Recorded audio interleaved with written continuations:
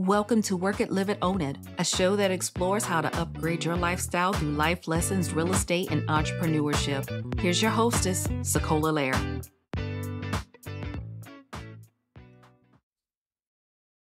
In this particular episode, I have the opportunity to sit down with a phenomenal woman, Kimberly Jones, who just won North Carolina Teacher of the Year for the 2023-2024 school year. Now, Kim, before I even bring you on and introduce you, I've got to tell you about this phenomenal woman.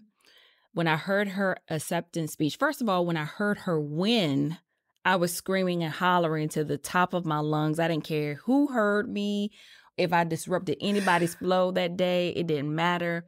But one thing that really stuck out to me about Kim Jones was she said in her acceptance speech that as an African-American woman from a single parent, rural working class background, she knew and understood the firsthand of how the transformative power of education and the impact it had on hardworking educators, their ability to change lives.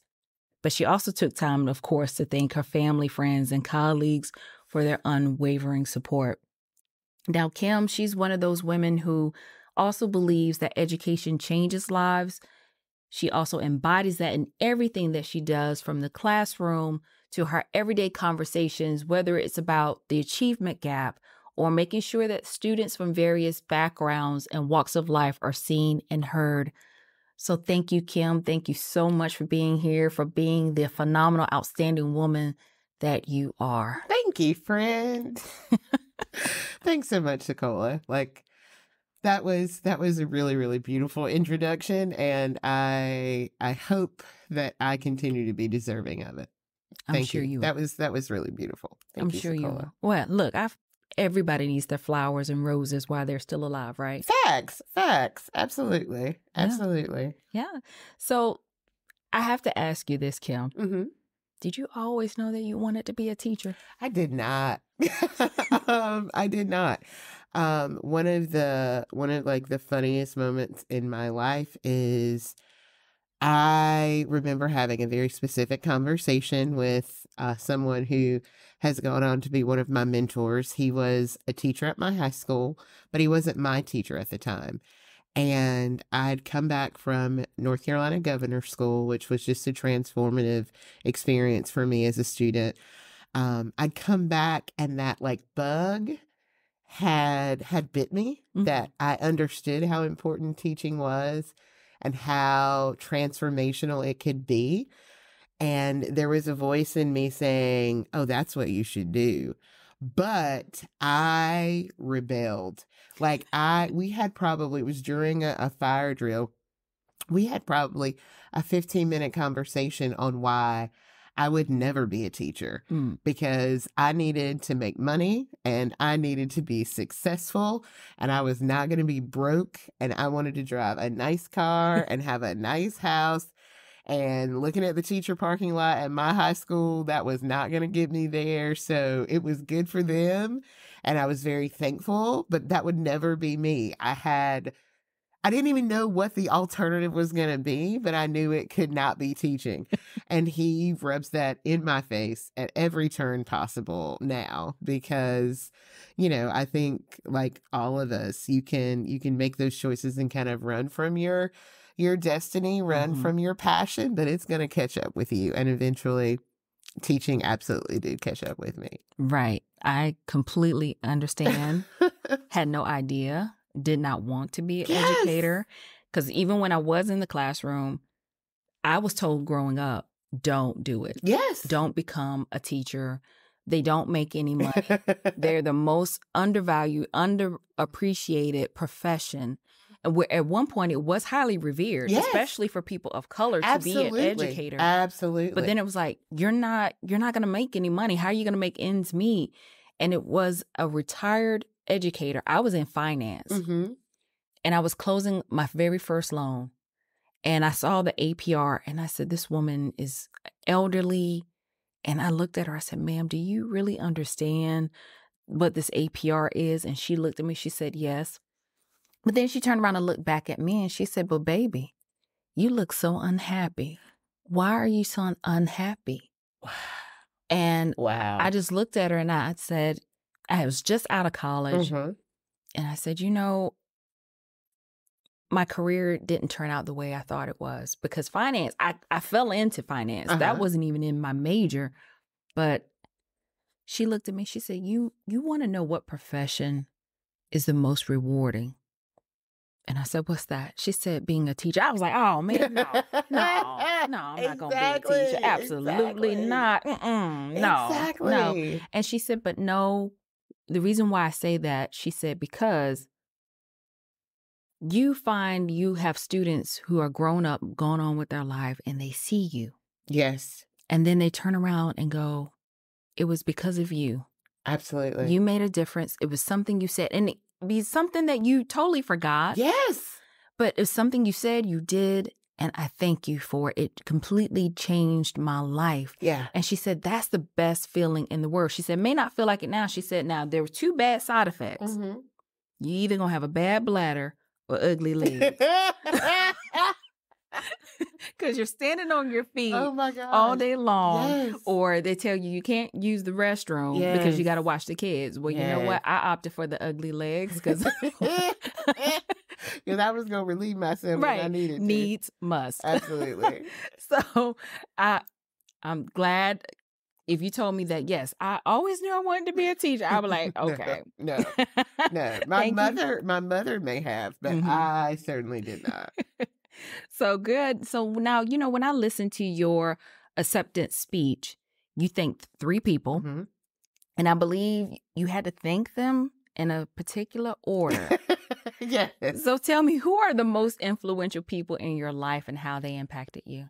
So the people I had to thank in my speech were Jesus and my mama, in that order, and then my husband. Mm-hmm. And in terms of who I am as an educator, my mom absolutely is in that top 3. She was my first teacher. She fostered my love for learning, which, you know, for me was outside of education as a career. Whatever I did, I knew I wanted to learn and I wanted to be constantly learning.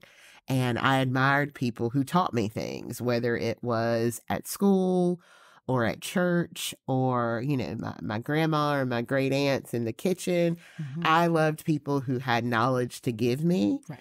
And I wanted that. I knew that whatever I did, I wanted to constantly be learning. I wanted to be expanding my mind and learning things about the world that I didn't know. So my mom was the first person to facilitate that. Mm. In terms of who I am as an educator, I would follow it up with that mentor that I was talking about. His name is Derek Curran. He was an English teacher at my high school. And he very quickly saw something in me, much like my mother, that perhaps I hadn't seen in myself. And he and his wife, it was one of like the greatest blessings and kind of the most random miracles of my life that he saw my potential and he knew that there was a great deal I could achieve on my own. But he said he and his wife just felt called to be a part of my journey. And so my senior year, I was applying to all these schools. I think I applied to 9 different schools. And Wake Forest and Duke were high up on that list. And he said, Kim, I don't doubt your ability to get in, but what I can tell you is you're going to be going up against kids who've had a plethora of experiences that you just haven't been fortunate enough to have through no fault of your own. You know, your family's financial situation hasn't availed you of these things. And so to give you a stronger foundation, my wife and I want to take you to Europe. Wow. And for no other reason than when you send in your scholarship interviews, you can talk about foreign travel. When they're talking about going to Switzerland, you can talk about your Christmas in London, and you can talk about going to Stonehenge or to, you know, the Tower Bridge or Buckingham Palace. You can talk about, you know, having a European experience. And it will keep you on even footing with these other students that you might be competing against with. And he understood that there are, both hard skills, our transcripts, and then there's those soft skills and life experiences that make you that make you a stronger candidate. And he and his wife wanted me to have that. So Derek and Patty would definitely be number 2. And lastly, once I got to Wake, I had the most incredible advisor in my graduate program, Dr. Joseph Milner.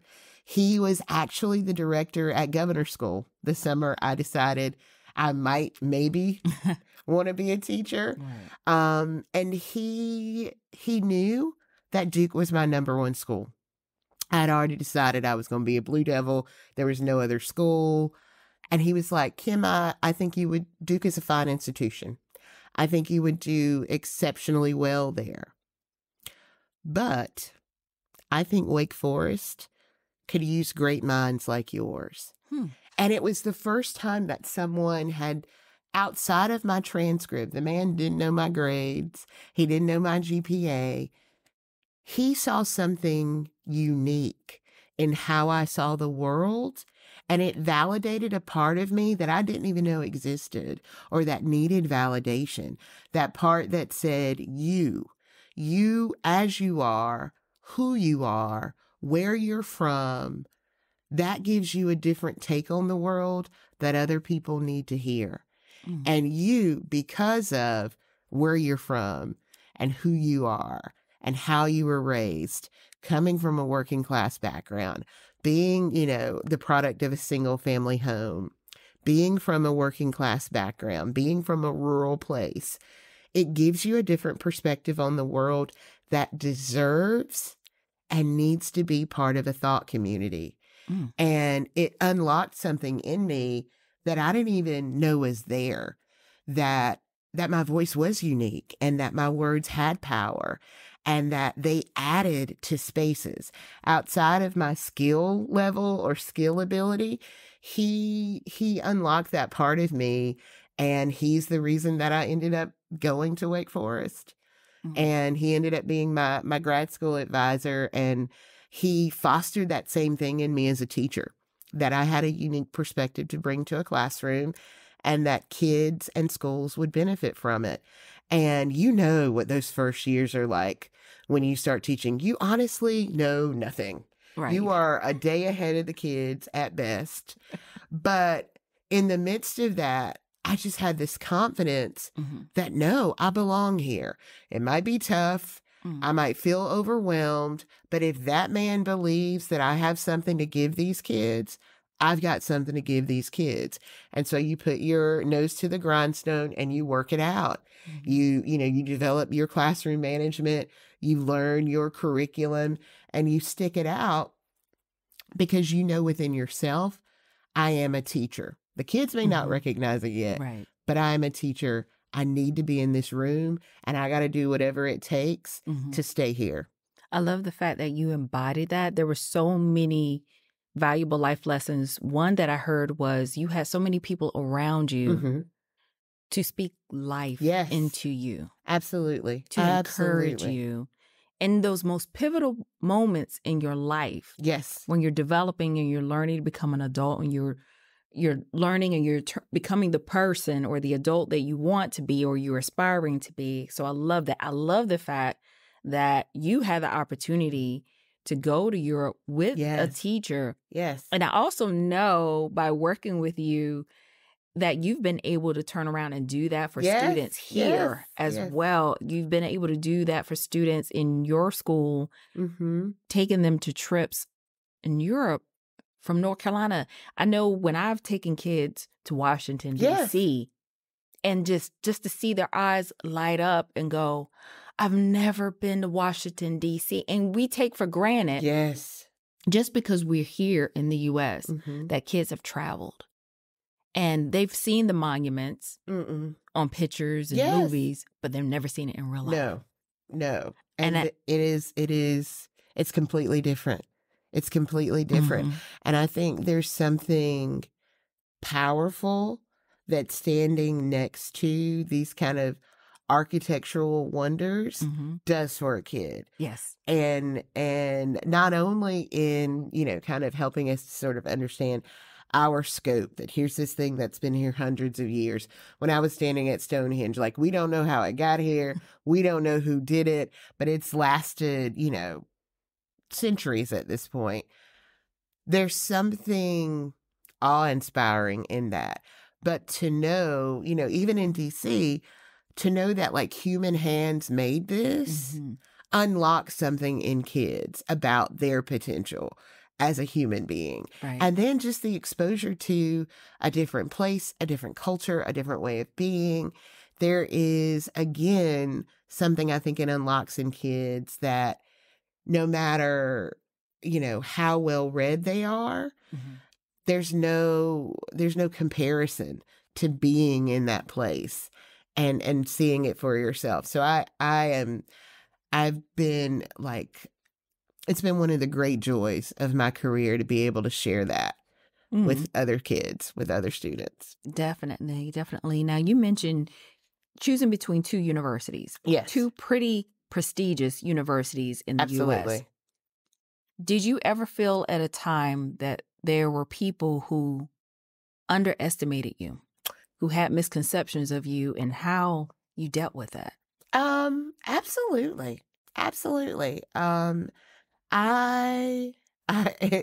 kind of odd that you say that, because one of the things that I've internalized at this point, I turn 40 next Thursday.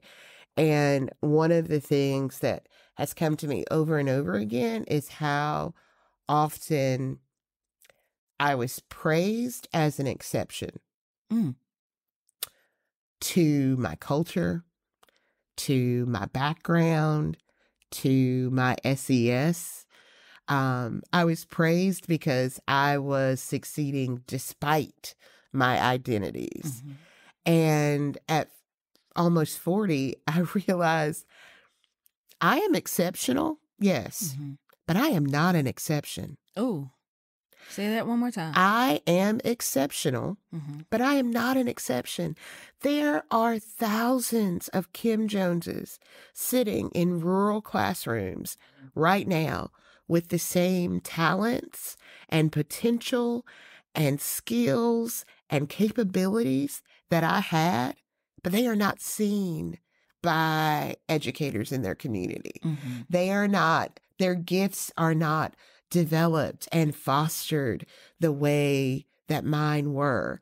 And it's not just sad or heartbreaking for them, it's heartbreaking for our culture and our society at large, because we are losing out on infinite talents when we do not recognize the genius that lives in students outside the norm.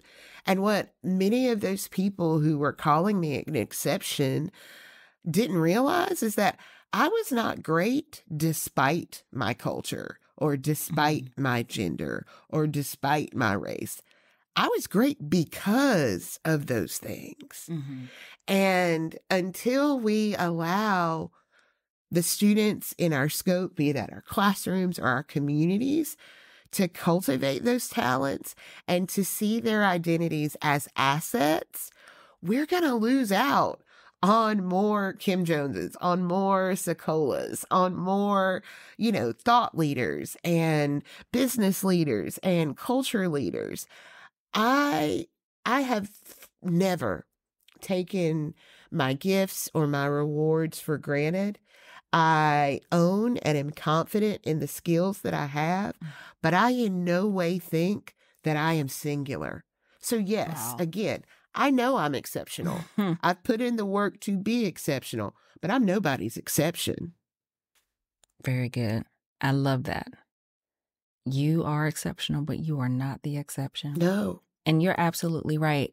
I tell students all the time, ones that I've taught in the past, even teenagers that I encounter now, you are not your GPA. No. You are so much more than your GPA. Yes. And you're going to find your place in society, whether it's at a university, tech school, whatever you decide to do. People who really value you and see your worth, they're going to look past the statistics. Yes. Yes. They're going to look past the numbers, what's on Absolutely. paper. And I love the fact that your educators actually saw past that, didn't know your GPA. Mm-hmm. You said your college Yes. mentor, Yes, absolutely. your advisor. He didn't even know what your GPA was, but he saw the talent and the potential in you. So that allows us to kind of shift a little bit. Absolutely. Into switching gears as far as education, getting a little bit more delving into the education aspect. Now, you and I have had several conversations as far as equity, inclusion, diversity, the achievement gap before. But what do you think is one of the most common myths about education, particularly in the teaching profession, that a lot of people who have no idea, never been an educator, haven't even delved into that realm? What are some of the myths about? I think right now there's a lot. Right now we are, as educators, in the midst of a kind of culture war that we didn't sign up for. I think schools have become a target for these kind of fundamental and moral debates that are happening in the general public. I think there is a myth that, teachers have an agenda to indoctrinate children. I promise you, SaCola, and I know you know firsthand, if I could indoctrinate these children, they would all be on time every day. They would all have their homework. They would do the reading I assigned. If I had the power to indoctrinate a child, they would have far more kind of practical life skills that we are constantly having to battle. I wouldn't have to say, put your cell phone away if I could indoctrinate a child. Right. What we do have the power to do is to influence thinking and thinking skills. And so when I unlock critical thinking skills, I never tell my kids what to apply it to. They then take those skills into the world. And if they start asking difficult questions of people in power, that is not an agenda I've set forth. That's a set of skills I've unlocked that they are authentically visiting upon the world around them. So when we talk about, societies and cultures, when we read about injustice, and then they look in the world and see injustice and they start asking questions, it may seem like I told them to go ask those questions. No, we're reading about ancient Greece. We're reading about gender issues in Antigone. If they turn on the TV and see those same gender issues in the 21st century news, so be it. They may ask difficult questions about why women are treated this way or men are perceived that way. That's not an agenda of teachers. That's a skill we've unlocked in kids. That's my duty. My duty is to empower them with the skills they need to navigate the world. And so if they see problematic aspects of society and they start asking hard questions or demanding truth from power, so be it. That wasn't my goal. My goal was to instruct them in these skills. The gift of education is that it doesn't stop in my classroom and they are going to ask those questions. So I would say that's probably myth number one, that, teachers have some personal agenda. Yes. Or some secret agenda that we're trying to visit upon kids. No, we want to empower kids to build the world that they want to live in. And it may look different than that of previous generations, but the only thing I'm giving you are the reading, writing, literacy, and speaking and listening skills to navigate the world you encounter. The other thing I think I would say, and sometimes, I think teachers, because we have this innate belief about the value of education and we understand the sacrifices that we make. I'll be honest. Every time I see one of those apples or the mugs that say teachers don't teach for the income, they teach for the outcome. I teach to pay my bills. We got 1,600 kids in this school and I love them. I show up for them. But that don't pay my mortgage. Right. That don't pay my car bill. No, teachers teach for an income, and it deserves to be one commensurate with their skills and professionalism and demands of the job.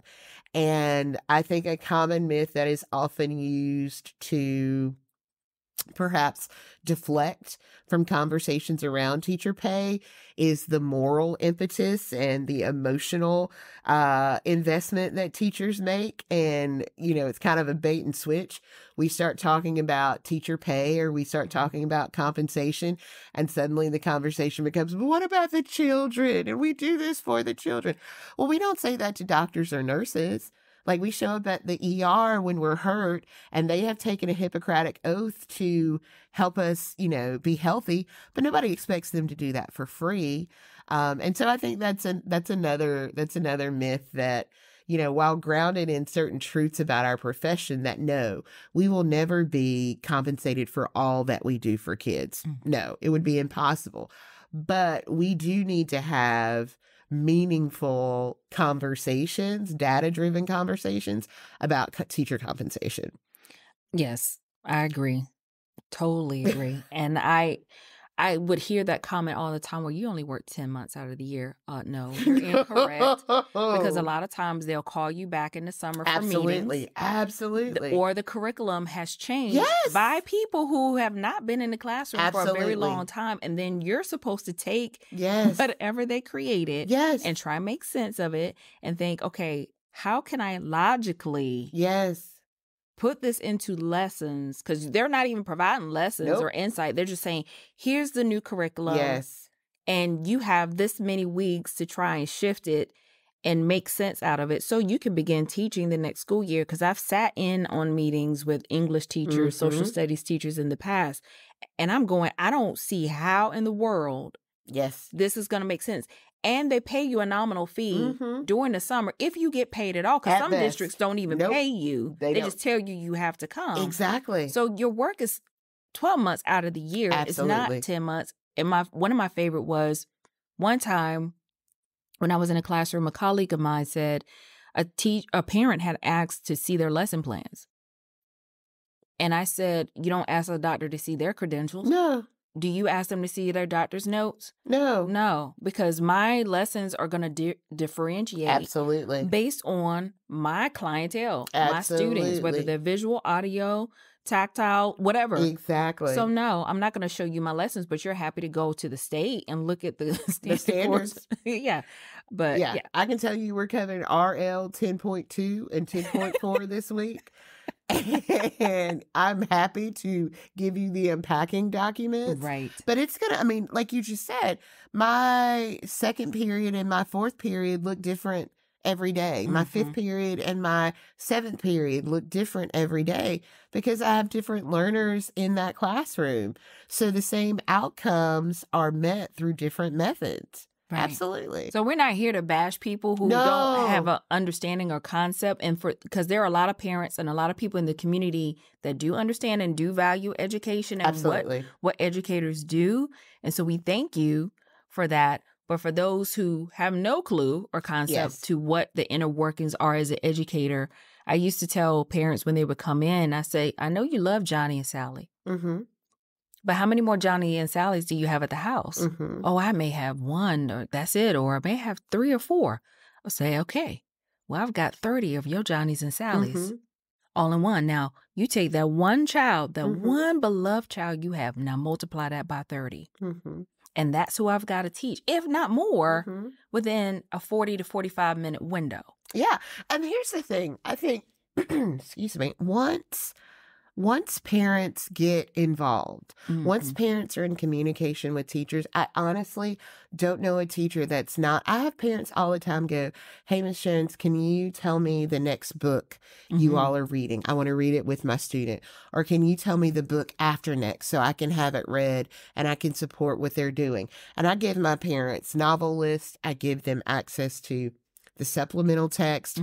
I give them access to, here are the grammar lessons we're going to cover, because every bit that they can support their student outside of my class, every conversation, I put it on the handout that I give them at the start of the year. I talk about simple ways you can support your student in Ms. Jones's class.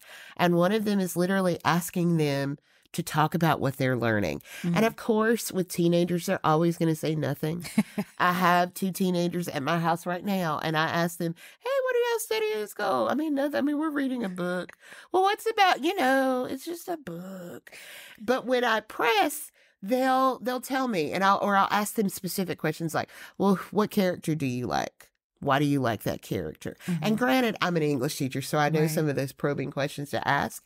But even for parents to ask simple questions like that can truly change how a student sees the significance of what they're learning. Because it's easy for it to feel siloed. That I only think about English in this class. I only think about this book when I'm in front of this teacher.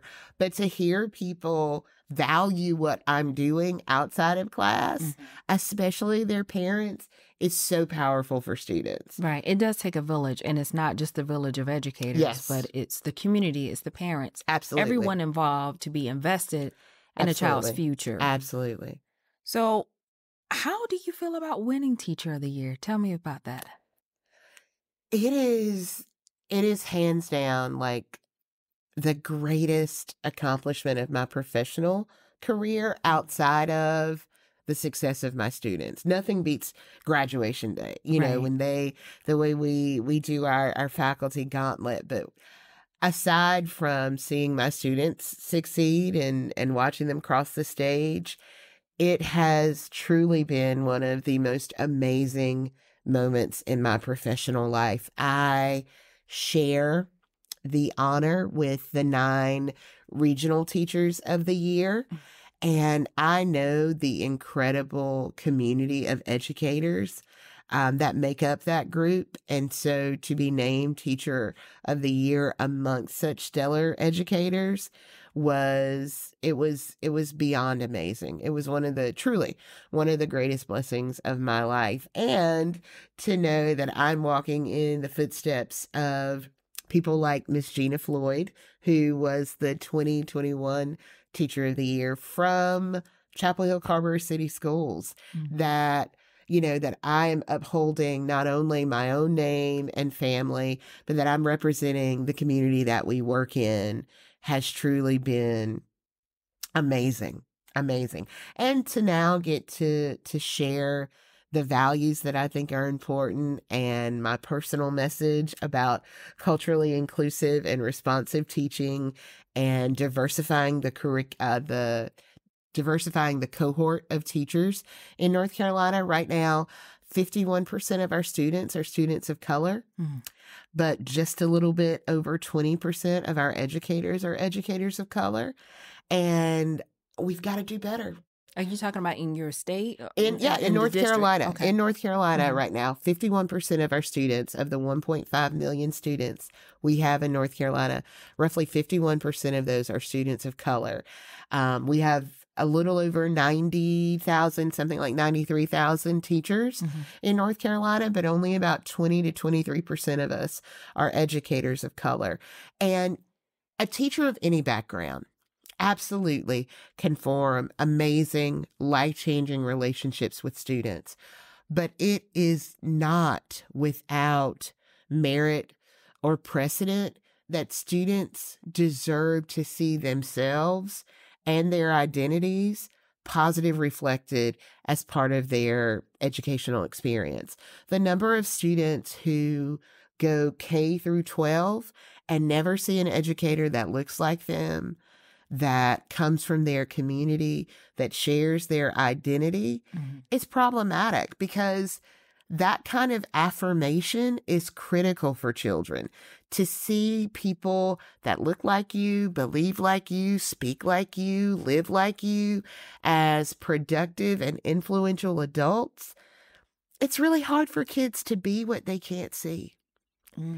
And so I think it's a benefit for students of color and for white students to benefit from as diverse a population of teachers as they possibly can, because that's the world they're going to live in. Right. We live in an ever-diversifying world, and our students deserve to be best prepared for it by having the gift of diversity amongst their teachers. Well said. Thanks. I love that. Thanks, Rand. I love that.